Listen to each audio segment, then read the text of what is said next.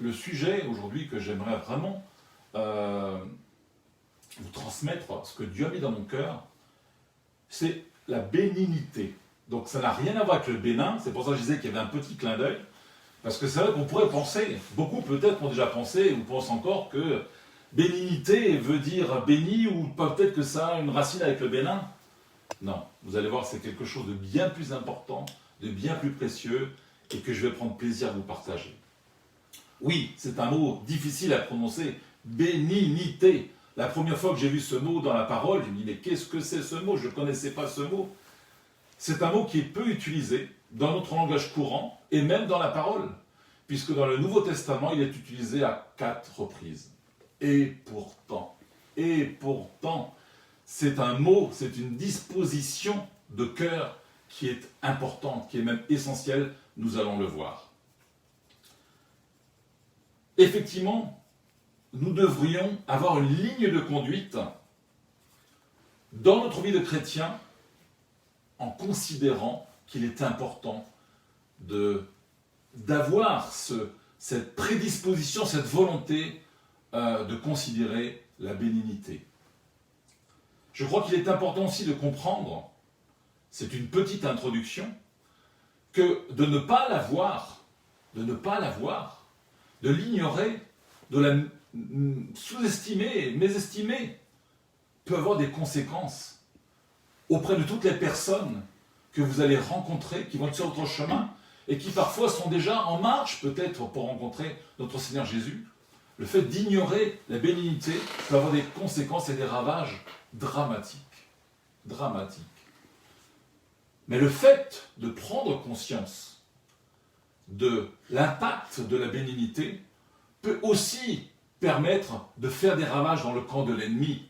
C'est pour ça que dans le titre, un peu provocateur peut-être, j'ai souhaité parler d'une arme secrète. D'une arme secrète, de voir comment la bénignité peut effectivement nous permettre d'avancer, de contrer toutes les attaques de l'ennemi dans notre quotidien, en chaque instant. Quand j'ai demandé au Saint-Esprit, il y a une petite semaine, de me donner vraiment le thème, de me donner vraiment la direction, c'est vrai que parfois la réponse est immédiate, parfois la réponse se fait le jour même de la prédication. Et là, à ma grande surprise, quand j'ai prié, il m'a donné ce nom, bénignité. J'étais surpris, je ne vous cacherai pas, surpris, je dis mais Seigneur, mais pourquoi? Qu'est-ce que tu veux que je dise? Qu'est-ce qu'on peut dire déjà? Est-ce que je connais bien ce mot? Je crois que le Seigneur est bon. C'est qu'il n'est pas bon, il est mieux que bon, il est parfait, et il prépare déjà, il nous prépare déjà à recevoir, à être formaté, à nous permettre d'avoir encore plus de joie dans notre quotidien, plus d'enthousiasme à travailler pour son œuvre, à travailler pour son royaume, à être outillé pour être encore plus efficace. Je voudrais dire, pour préparer ce message, ou vous transmettre ce message, j'aimerais, pour préparer ce message, vous donner 2 directions qui pourraient être complémentaires, mais que je souhaitais dissocier. La première qui est d'expliquer pourquoi la bénignité est une facette du fruit de l'esprit. Et la deuxième, c'est de montrer justement les conséquences à ne pas prendre cette facette en considération. En recherchant les origines du mot, je sais que parmi vous, il y a des gens qui aiment bien aussi connaître l'histoire, parfois, des mots, surtout que ce mot est un mot un peu particulier. Je peux vous donner 2 définitions. Dans la langue grecque, le mot bénignité est traduit par Christotes, qui peut aussi être traduit par bon, doux et bonté. En latin, le terme donné est benignus, qui veut dire bienveillant, inoffensif et sans gravité. Comme je l'ai dit tout à l'heure, la bénignité n'a donc rien à voir avec le fait d'être béni, même si je pense et suis certain que le fait de la mettre en application va nous apporter à tous un flot de bénédiction. Vous aurez probablement remarqué qu'on associe souvent la bénignité à la bonté. Or, la bonté est une déclinaison du fruit de l'esprit au même titre que la bénignité. Donc pourquoi les deux apparaissent dans les facettes du fruit de l'esprit? La bonté est une expression de la bénignité. Et la bénignité est souvent associée à la bonté. Mais la bénignité n'est pas que la bonté. Les 4 fois dans le Nouveau Testament où le mot est cité en tant que tel, bénignité, ou sous le terme de bienveillance, bonne disposition de cœur et bonté, vous allez les trouver dans, je vais citer les versets, Galates, chapitre 5, verset 22. Mais le fruit de l'esprit, c'est l'amour, la joie, la paix, la patience, la bonté, la bénignité, la fidélité, la douceur et la tempérance. Dans 2 Thessaloniciens, chapitre 1, versets 11 à 12, c'est pourquoi aussi nous prions continuellement pour vous, afin que notre Dieu vous juge digne de la vocation et qu'il accomplisse par sa puissance tous les desseins bienveillants de sa bonté et l'œuvre de votre foi, pour que le nom de notre Seigneur Jésus-Christ soit glorifié en vous et que vous soyez glorifiés en lui selon la grâce de notre Dieu et du Seigneur Jésus-Christ. Vous retrouvez également le terme dans Romains chapitre 15, verset 14. Pour ce qui vous concerne, mes frères, je suis moi-même persuadé que vous êtes pleins de bonnes dispositions, remplis de toute connaissance et capables de vous exhorter les uns les autres. Et donc le dernier verset, vous le trouvez dans Éphésiens, chapitre 5, verset 9. Car le fruit de la lumière consiste en toutes sortes de bonté, de justice et de vérité. Le fruit de la lumière consiste en toutes sortes de bonté. Oui, je le répète, le fruit de la lumière repose en toutes sortes de bonté. Dit autrement, ou présenté autrement, cela démontre clairement que le fait d'appliquer la bénignité dans notre quotidien va nous permettre de faire rayonner autour de nous la lumière qui est en nous, et donc bien évidemment notre Seigneur Jésus-Christ. J'aimerais pour commencer et vous partager, pour commencer vous partager pourquoi, je l'ai dit tout à l'heure, mais c'est tellement important que j'ai préparé le message, je me suis rendu compte que c'est quelque chose que je n'avais jamais approfondi. Pourquoi la bénignité n'est pas seulement importante dans notre quotidien et notre vie de tous les jours, mais qu'elle devient même essentielle. La bénignité peut être associée à quelque chose d'animé ou d'inanimé. Elle peut être associée à une personne, à un animal, mais elle peut aussi être associée à une situation, à un état, à une maladie. Quand elle est associée à une personne, elle va souvent être déclinée par une façon d'être, une façon de se comporter. Dans la relation entre deux personnes, et prenons souvent le cas entre un supérieur et un subordonné, entre un maître et son disciple, ou aujourd'hui entre un chef d'entreprise et son salarié ou un de ses salariés, la bénignité va souvent se traduire par une façon d'accueillir, une façon de recevoir, par une façon de relever ou de traiter une personne dans une situation délicate, voire difficile. Aussi par une façon de parler. La bénignité est une disposition par laquelle on peut faire du bien à une autre personne. Je l'ai déjà dit, mais je veux le répéter, la bénignité est une disposition de cœur. Et parfois à ne pas faire d'une montagne ce qui peut être bénin sans gravité. Quand elle est associée à la bienveillance et à la bonté, elle est définie comme une disposition favorable du cœur à l'égard de quelqu'un. Elle est aussi définie comme une indulgence et une compréhension des autres. Une démarche pour essayer d'arranger les choses. Un souhait d'afficher un bon caractère. Et aussi et surtout une volonté prompte à savoir pardonner. Cette facette du fruit de l'esprit est indispensable, écoutez bien, indispensable à nos cœurs pour triompher des mauvais jugements à l'égard des autres.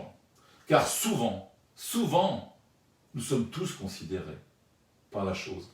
Souvent, nous avons tendance à aggraver les choses, à grossir ou à amplifier les fautes des autres, à soupçonner le mal chez les autres. Et nous devons condamner le mal, mais pas avec un mauvais cœur. Et surtout en préservant nos cœurs du mal, de toute animosité, de toute amertume, de toute colère ou de tout autre sentiment négatif. Cette déclinaison du fruit de l'esprit préservera notre âme d'être accompagnée par un mauvais esprit. Et elle nous inspirera une conduite appropriée dans les disputes, pour éviter l'escalade parfois de mauvais mots, parfois même de gestes malheureux, parfois même de tensions ou d'actes violents. Le Saint-Esprit désire nous donner cette bénité, cette bonne disposition, cette bonne attitude de cœur, pour que la lumière triomphe et que le nom de Jésus soit glorifié en toute situation, dans tout ce que nous entreprendrons. C'est le caractère de celui qui ne fait pas et ne recherche pas à faire le mal ou à rendre le mal par le mal. C'est vraiment le fruit de la lumière, comme nous venons de le lire dans Éphésiens chapitre 5, verset 9. Mes frères et sœurs, ne vous y trompez pas. Faire preuve de bénignité n'est pas facile à appliquer. Cela demande une attitude qui doit être dirigée impérativement et conduite par le Saint-Esprit. Mais faire preuve de bénignité nous permet de promouvoir partout dans le monde, en tout endroit, en toute situation, l'unité chrétienne. Elle nous encourage à faire preuve de bien plus d'humilité. Elle nous pousse à considérer les autres comme plus importants, même supérieurs à nous. Waouh! Quand j'ai travaillé sur ce message, bien sûr, vous avez déjà lu le verset, mais extrapolez-le à ce que nous sommes aujourd'hui, à ce que nous vivons aujourd'hui. Dans Philippiens, chapitre 2, versets 3 à 4, verset bien évidemment très connu, « Ne faites rien par esprit de parti ou par vaine gloire, parce que l'humilité, vous fasse regarder les autres comme étant au-dessus de vous-même. Que chacun de vous, au lieu de considérer ses propres intérêts, considère aussi ceux des autres. Aujourd'hui, considérez les autres comme supérieurs à vous. » Waouh! Un chrétien doit avoir une attitude qui se concentre sur les besoins et les intérêts des autres. On ne peut pas être chrétien et ne pas prendre en considération qu'il faut se concentrer sur les intérêts des autres, de ceux que vous allez croiser, dont vous allez croiser le chemin, qui sont peut-être déjà dans votre entourage. C'est clairement une attitude qui n'est pas naturelle. Nous ne sommes pas formatés comme ça. Nous sommes nés, nous sommes enseignés, mais ce n'est pas quelque chose de naturel à considérer les autres comme plus importants et plus hauts que nous. Combien de fois ne soucie-t-on pas d'abord de nos intérêts personnels avant de se soucier des intérêts des autres? Combien de fois ne mettons-nous pas d'abord en place nos objectifs, nos projets, avant de s'intéresser aux projets des autres? Même dans nos propres familles, un père ou une mère peut d'abord vouloir se soucier d'abord de ses intérêts et de sa réussite avant de celle de son conjoint, voire de celle de ses enfants. Dans la parole, les disciples se souciaient de savoir qui serait le plus important de leur royaume. Et la réponse de notre Seigneur Jésus doit aujourd'hui nous aider et nous guider. Si quelqu'un veut être grand parmi vous, il sera votre serviteur. Si quelqu'un veut être le premier, qu'il soit votre esclave. L'objectif ultime de Dieu pour ses enfants que nous sommes n'est pas notre confort, mais le renouvellement de notre intelligence à son image. Il veut que nous grandissions spirituellement et devenions semblables à Christ, en adoptant ses valeurs, son caractère, son intelligence. Être chrétien, ce n'est pas simplement faire de Jésus notre Seigneur et notre Sauveur. C'est aussi et surtout accepter de marcher à son image, afin d'être agréé par le Père, notre Père céleste. Jésus est venu sur terre pour nous sauver, mais il est aussi venu pour nous montrer le chemin et être notre exemple. Alors oui, cela peut parfois nous paraître difficile, voire même impossible. Mais le Saint-Esprit, c'est une occasion extraordinaire de nous rapprocher du Saint-Esprit. Le Saint-Esprit nous façonne jour après jour, afin que ne soit plus nous qui vivions, mais que Christ vive en nous. Quel roi aurait accepté de se faire serviteur? Quel prince aurait accepté, juste un temps, d'endosser le costume d'un de ses fidèles? Quel président d'un pays, ou même quel PDG d'une société, d'une multinationale, accepterait aujourd'hui de passer du temps avec un de ses subordonnés qui travaille souvent dans l'ombre, qui n'est que rarement valorisé et quasiment jamais écouté? Jésus, notre Seigneur Jésus, aurait pu demander la gloire et l'honneur. Mais ce n'était pas sa mission. Il est venu pour être servi, mais pour servir lui-même. Oh, combien la parole est riche, et les versets nombreux qui nous présentent le comportement de Jésus.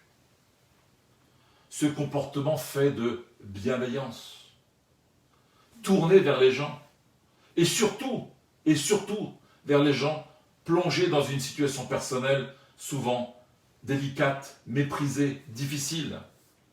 Les exemples sont nombreux, avec les femmes, et plus particulièrement les veuves, notamment lorsque Jésus discute avec la Samaritaine, dans Jean 4, chapitre 4, versets 1 à 42, ou avec la femme adultère, dans Jean 8, chapitre 1 à 11, avec les femmes et les veuves, mais également avec les malades et bien sûr les lépreux, et également avec les étrangers. Comprendre que nous devons apprendre à regarder les intérêts des autres. Écoutez bien, c'est accepter de laisser notre Seigneur Jésus-Christ s'occuper de notre propre vie. C'est vouloir imiter notre Seigneur. Et c'est aussi bien évidemment vouloir travailler à l'avancement de son royaume en lui permettant de briller partout, partout où il nous demandera d'aller. Alors, vous allez me dire, pasteur, oui, mais bon, il n'est pas question de toujours être d'accord avec tout le monde. Il faudrait qu'on soit clair là-dessus. Il n'est pas question d'être toujours d'accord avec tout le monde. Mais il convient parfois de savoir faire taire nos désaccords. Il faut une grande force de caractère pour pouvoir considérer que notre opinion personnelle, et qui n'a pas été déjà confronté à cette situation, une grande force de caractère pour considérer que notre opinion personnelle, même si elle est juste, même si elle est correcte, ne doit pas dominer les autres, mais servir. Y compris en considérant parfois nos désaccords comme sans gravité. Un parallèle peut être établi avec le monde médical, où il peut avoir été établi le constat d'une blessure, d'une anomalie, de quelque chose qui n'existait pas, mais qui est qualifié de bénin et qui ne présente aucun danger pour le corps humain. De la bénignité, je l'ai déjà dit et je veux vraiment le répéter, il y a de la douceur, de la bonté, de l'indulgence. Et souvent, quand il y a une relation de supérieur à inférieur. J'aimerais là vous donner une bonne définition que j'ai eue, qui m'est venue à l'esprit quand j'ai préparé ce message, et qui peut devenir un stimulant pour chacun d'entre nous au quotidien. La bénignité est une grande puissance, utilisée avec beaucoup de douceur, où le supérieur n'écrase pas l'inférieur, mais il le traite avec bonté et condescendance. Un mot aussi compliqué à prononcer. Une grande puissance, mais utilisée avec douceur. Après vous avoir présenté pourquoi, j'espère que vous l'aurez compris, mais je veux confesser que vous l'avez compris, pourquoi il était essentiel de faire preuve de bénignité dans notre quotidien. Je voudrais maintenant simplement et rapidement vous montrer les conséquences qui pourraient découler du fait de ne pas prendre conscience de l'importance de la bénignité. Dieu désire nous communiquer l'importance de cette facette du fruit de l'esprit, afin de ne pas blesser, écraser, détruire certaines âmes fragiles et sensibles. Il nous faut aussi prendre conscience qu'il ne faut pas écraser celui qui est parfois encore faible dans la foi. Par manque de bénignité, nous pouvons blesser des consciences faibles, détruire la foi d'un enfant, ou même arrêter les premiers pas d'un nouveau converti. Cette facette du fruit de l'esprit doit grandir en nous jour après jour. Et je crois vraiment que de le comprendre et de le mettre en application va permettre au Saint-Esprit de nous pousser et de nous conduire à toujours plus dans cette disposition d'esprit, de caractère et d'attention envers les autres. Aujourd'hui, les temps sont difficiles. Oui, les temps sont incertains. On nous annonce plein de choses. Une sinistrose ambiante, un manque de repères, d'avenir. La situation est compliquée pour le plus grand nombre. Il est même probable, pour ne pas dire inéluctable, que nous allons constater une recrudescence de méchanceté qui va pousser chacun à vivre que pour soi, avec un égoïsme qui va se développer, se propager. Une recrudescence également de la cruauté que les gens vont avoir les uns envers les autres, sans pitié, sans état d'âme, Une recrudescence aussi dans la malice pour tricher, dominer, escroquer et voler les gens. Une recrudescence enfin dans la gravité, car les gens n'auront plus de retenue à s'imposer, à écraser ceux qui se mettront sur leur chemin. Et cela pourra même aller jusqu'à des situations dangereuses, extrêmes et parfois irréversibles. Alors de ce qui pourrait sembler une fatalité, j'ai une bonne nouvelle à vous annoncer. C'est que la bonne nouvelle, que j'aimerais vous partager aujourd'hui, c'est qu'il ne tient qu'à nous. Il ne tient qu'à nous de transformer cette fatalité et de l'utiliser comme un puissant moyen d'évangélisation pour gagner un grand nombre d'âmes au royaume de notre Seigneur. Là où la tentation pourrait nous pousser à dominer, nous imposer, ou encore nous glorifier d'être meilleurs que les autres, soyons tous et toutes encore plus à l'écoute des autres, à l'écoute de leurs soucis, à l'écoute de leurs difficultés, à l'écoute de leurs problèmes, à l'écoute de leurs attentes. Soyons encore plus à leur disposition pour les aider, les encourager, les écouter, les soutenir, les exhorter, les entraîner. À leur disposition pour les valoriser. Oui, les valoriser. Valoriser les personnes qui sont autour de vous et leur dire ô combien ils sont précieux aux yeux du Seigneur. Soyons aussi dans une optique grandissante de nous effacer, de savoir nous effacer pour eux, autour de nous, les autres, les mettre davantage en avant. Et pour les pousser à mettre Dieu à la première place, afin de leur montrer que c'est lui seul, que c'est Dieu seul qui est à la source de toutes nos bénédictions. Afin que notre Seigneur puisse rayonner par chacun de nos gestes, chacun de nos comportements, chacune de nos paroles, chacune de nos décisions. Afin que cette lumière qui va se dégager et s'amplifier dans tout ce que nous allons vivre au quotidien, afin que cette lumière puisse effectivement grandir et le glorifier partout, dans nos quartiers, dans nos villages, dans nos villes et dans notre nation. Afin que ceux qui étaient déjà en chemin puissent être dans la joie d'entrer encore plus rapidement dans la maison de notre Père Céleste. Et que aucun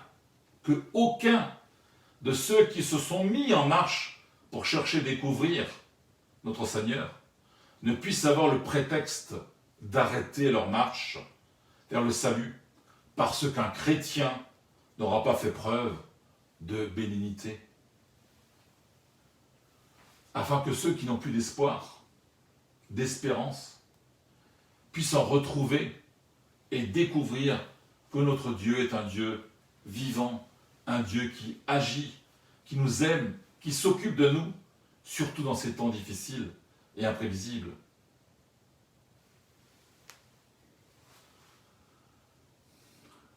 Après avoir essayé de vous expliquer ô combien la bénignité était quelque chose souvent d'inconnu ou parfois de négligé, j'aimerais, pour finir cette prédication, que chacun où vous êtes, que vous soyez en Afrique, que vous soyez en Irlande, que vous soyez en France, bien sûr vous êtes libre, mais j'aimerais vraiment finir par une prière de proclamation, afin de sceller profondément cette semence qui a été déposée aujourd'hui dans votre cœur. Si vous êtes d'accord, je vous invite à répéter après moi. Là où vous êtes, en toute liberté. Seigneur, merci pour ton message. Merci pour la semence que tu as déposée dans mon cœur. Seigneur Jésus, je prends l'engagement aujourd'hui, avec le soutien de ton Saint-Esprit, de mettre en application ta parole, d'être davantage encore à l'écoute et de prendre soin de toutes les personnes que tu vas mettre sur mon chemin. Seigneur Jésus, je veux encore plus me caler dans tes pas et te ressembler. Que ma bénignité soit grandissante et au profit du plus grand nombre. Qu'elle puisse te permettre de briller et même d'interpeller ceux qui ne te connaissent pas encore. Qu'elle puisse me permettre de servir d'abord les autres, car je sais que tu es déjà aux commandes de ma vie.